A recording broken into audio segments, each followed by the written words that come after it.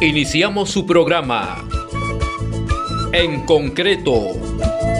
Noticias, entrevistas, análisis, comentarios y conexiones en todo el país sobre el sector construcción civil en el Perú. Orgulloso me siento de ser constructor. Orgulloso me siento de ser constructor. Este programa llega gracias al CONA, con el patrocinio de la Federación de Trabajadores en Construcción Civil del Perú, una producción de RCR, Red de Comunicación Regional. Aquí estamos los obreros de construcción. Aquí estamos siempre unidos y nadie nos podrá vencer. Bien, seguimos con el desarrollo del programa En Concreto, que se transmite todos los sábados en el horario de 6 a 7 de la mañana, llegando a todas las regiones del país. A esta hora ya estamos en comunicación con el compañero Luis Villanueva Carvajal, secretario general de la Federación de Trabajadores en Construcción Civil del Perú y presidente de la CGTP. Compañero Villanueva, ¿cómo está? Muy buenos días. Muy buenos días, Tito, muy buenos días y muchas gracias por esta nueva oportunidad de dirigirme a los activistas y trabajadores de la construcción. Bien, revisábamos un artículo de opinión donde usted hace un desagregado de la ineficiencia en cuanto a la ejecución de obras, tanto a nivel del gobierno central, el gobierno regional, el gobierno municipal, y la preocupación es justamente que en los sectores de vivienda, salud, sectores de la educación, transporte y comunicaciones, prácticamente no hay una inversión, no hay obras concretas, hay anuncios, sí, en reiteradas oportunidades por parte de la presidenta Dina Boluarte, pero lo concreto no hay, y de esto ya han transcurrido más de 5 meses de gobierno de Dina Boluarte. ¿Qué opinión le merece? Y mire, en representación de los trabajadores de la construcción nos hemos visto obligados a escribir ese artículo para desdecir o contradecir las opiniones permanentes que viene haciendo la Presidenta de la República y el Premier Alberto Otárola, quienes salen a través de los medios de comunicación a señalar de que es un gobierno exitoso, que es un gobierno que está atendiendo las demandas del pueblo y de los trabajadores y que están resolviendo los problemas.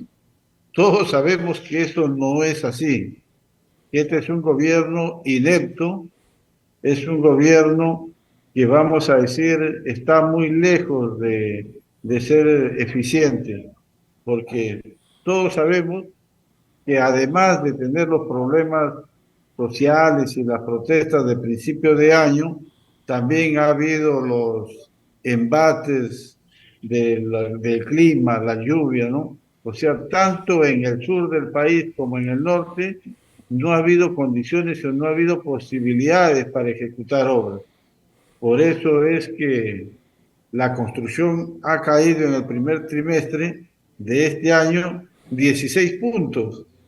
Es decir, que prácticamente no ha habido ejecución de obras. Y ahí está, pues eso se refleja en los presupuestos ejecutados, ¿no? Tanto a nivel de gobiernos locales, a nivel de gobiernos regionales y a través del gobierno nacional, a través de los ministerios. Pero ¿cuál va a ser el panorama? Si esto sigue así, ¿Cuál va a ser esto sigue así, lamentablemente la pérdida de puestos de trabajo y la casi nula ejecución de obras va a ser catastrófico. Por eso es que estamos demandando la reactivación del sector, que se acelere el gasto del presupuesto público en obras, pero además se generen condiciones para que haya inversión privada también en la construcción, de tal manera que la construcción pueda crecer algo este año, ¿no?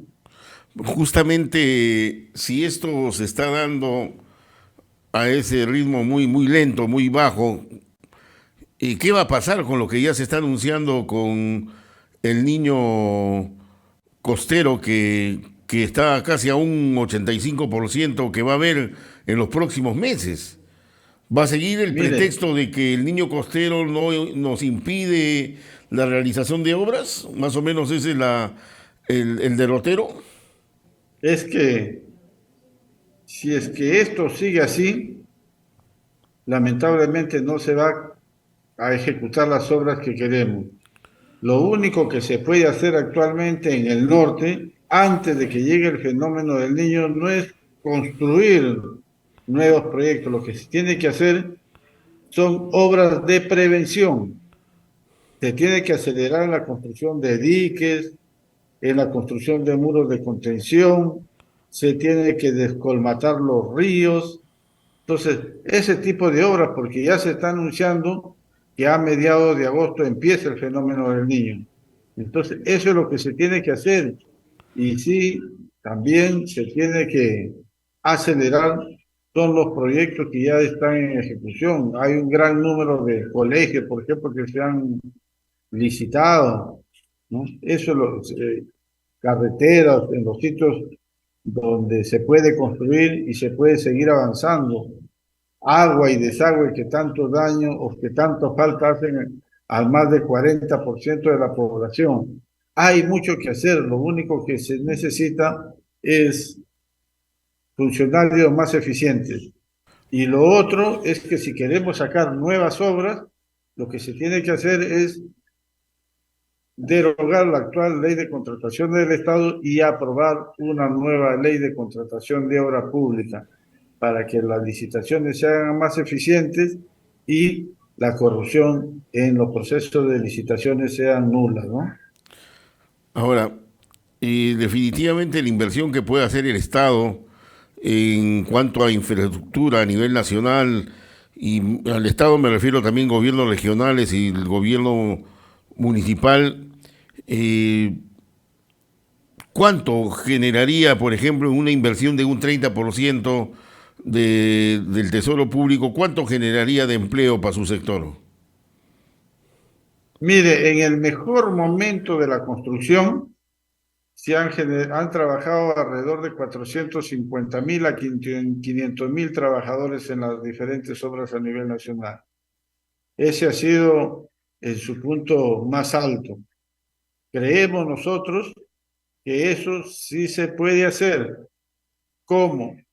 Dando, por ejemplo, mejores condiciones para que haya inversión en la construcción de viviendas, porque viviendas faltan en el Perú, hay un déficit de 1,5 millones de viviendas. Actualmente se construye alrededor de 35.000 a 38.000 viviendas al año. ¿Por qué no somos como Chile, donde se construyen 200.000 viviendas al año? Podemos hacerlo.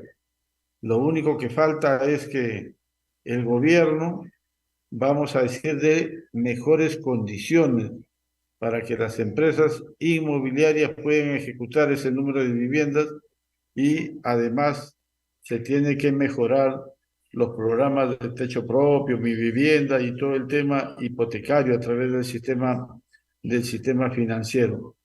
Pero además, si bien es cierto que se acerque el fenómeno del niño, pero eso es a nivel de la zona norte del país.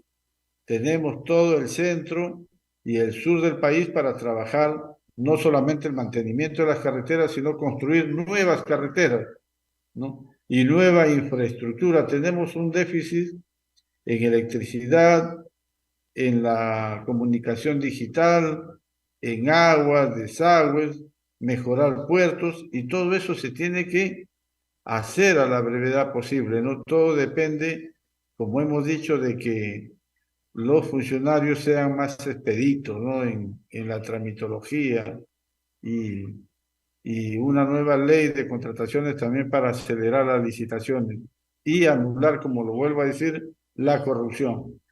Ahora, siempre que yo recuerdo en los últimos 50 años, hasta más, de la época de Odría, recuerdo que siempre ha habido por parte de los gobiernos de turno la construcción de viviendas sociales, las casas del Porvenir que se encuentran en La Victoria, que son vecinos ahí con la Federación, para el sector obrero, en la época de Velasco, las casas para los trabajadores del Banco de la Nación, los pescadores y una serie de sectores que se vieron favorecidos con el apoyo del gobierno, no gratis, sino con facilidades. En la época de Belaúnde mismo, con el FONAVI, se construyeron importantes centros habitacionales y así.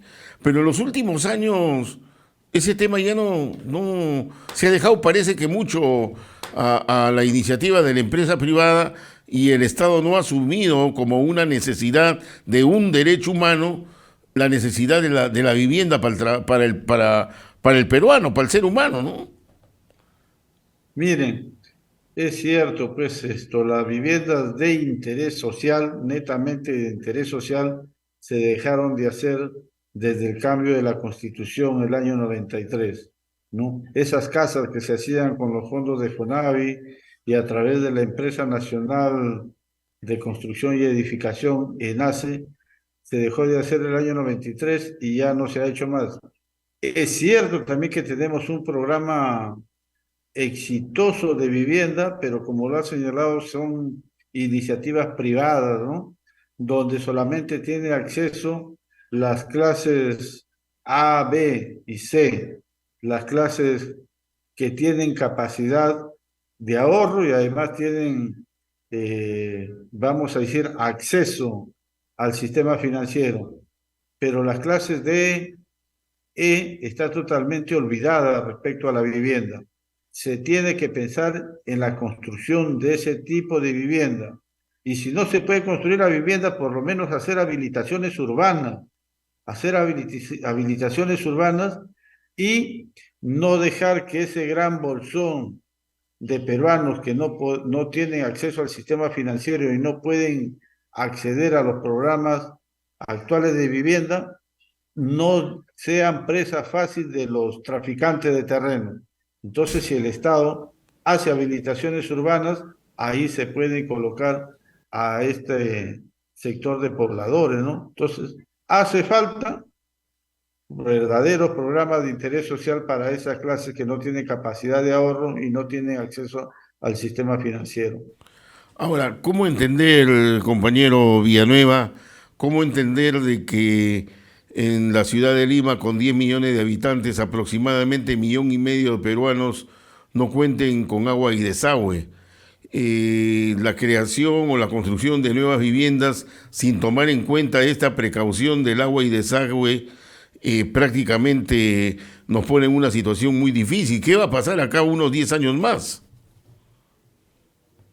Mire, ya desde hace algunos años, nuestra federación y la Cámara Peruana de la Construcción de manera conjunta hemos hecho planteamientos para hacer una planificación del crecimiento de las ciudades, ¿no? ¿Por qué?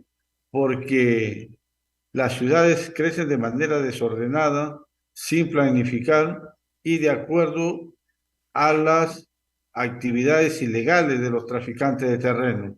Invaden terrenos y no solamente venden y revenden ahí los traficantes de terrenos, sino que los que acceden a esos lotes en situaciones precarias no tienen ningún tipo de servicio básico.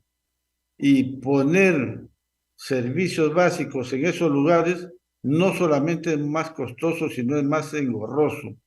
¿Qué pasa cuando hay una invasión de terreno?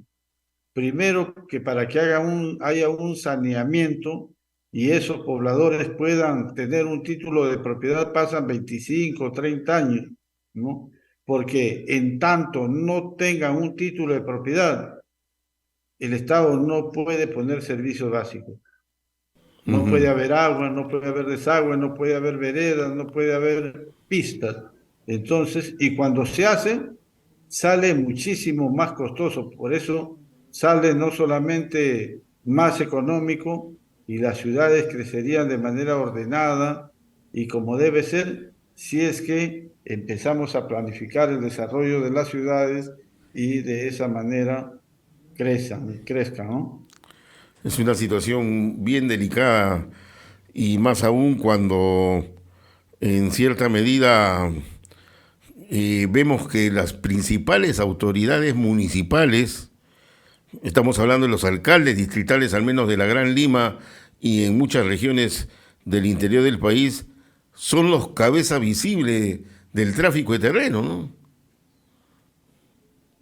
Lamentablemente, no solamente los traficantes de terreno son de los delincuentes comunes, hay muchas autoridades comprometidas en ello, ¿no? Autoridades y funcionarios quienes facilitan no solamente información, sino que muchas veces emiten hasta resoluciones de reconocimiento a estas asociaciones de vivienda, entre comillas, como son los que se presentan estos traficantes de terreno. Uh-huh. Finalmente, esta semana el ministro de Trabajo se ha reunido con dirigentes de la CTP, se ha reunido también con dirigentes de la CGTP y algunas otras organizaciones sindicales. En el caso de construcción civil, van a hacerle llegar todas estas sugerencias para la reactivación de proyectos y la generación de nuevos puestos de trabajo. Mire, hemos presentado ya una comunicación, una carta al ministro de Trabajo, doctor Varela, planteándole nuestros saludos y nuestros deseos de éxito en su gestión en la cartera de trabajo, y adjunto le hemos planteado una agenda laboral de la Federación de Construcción Civil. Esta agenda laboral tiene puntos centrales e importantes, que si bien es cierto, algunos de ellos no dependen del Ministerio de Trabajo directamente, pero sí el ministro de Trabajo puede ser el vocero de los trabajadores de la construcción ante la sesión de Consejo de Ministros y puede plantear nuestras demandas. Por ejemplo, el primer punto de la agenda laboral que estamos planteando es la reactivación de la industria de la construcción, ¿no? Hay una preocupación de parte de los trabajadores por la caída que ha sufrido la construcción estos primeros meses, porque esa caída no solamente implica, vamos a decir, una baja de los índices macroeconómicos, sino afecta al trabajador, porque pierde su puesto de trabajo, pierde sus ingresos y por lo tanto su familia queda en desamparo. Por eso es que hemos demandado reactivación de la construcción y también estamos planteando la generación de puestos de trabajo, pero puestos de trabajo dignos, es decir, con derechos. Y además hemos planteado otros temas como que tienen que ver con la seguridad y salud en el trabajo, porque el sector de la construcción es una actividad de alto riesgo, ¿no? Y ahí esto tiene que haber un compromiso de los trabajadores, de los empresarios y también del Estado para prevenir y tomar medidas en pro de la seguridad y salud en el trabajo para que los trabajadores no sufran accidentes y sobre todo accidentes fatales, ¿no? Muy bien. Estaremos a la expectativa. De repente habrá novedades la próxima semana y estaremos al tanto sobre esta mesa de trabajo, esta mesa de diálogo que al final de cuentas va a ser provechoso para todos nosotros. Muy bien, muchas gracias al compañero Villanueva Luis Villanueva Carvajal, secretario general de la Federación de Trabajadores en Construcción Civil del Perú. Gracias por su participación en el programa en concreto.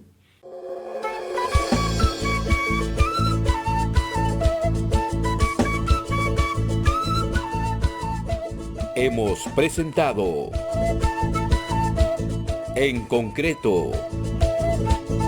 Este programa llegó gracias al CONA, con el patrocinio de la Federación de Trabajadores en Construcción Civil del Perú, una producción de RCR, Red de Comunicación Regional. Aquí estamos los hombres.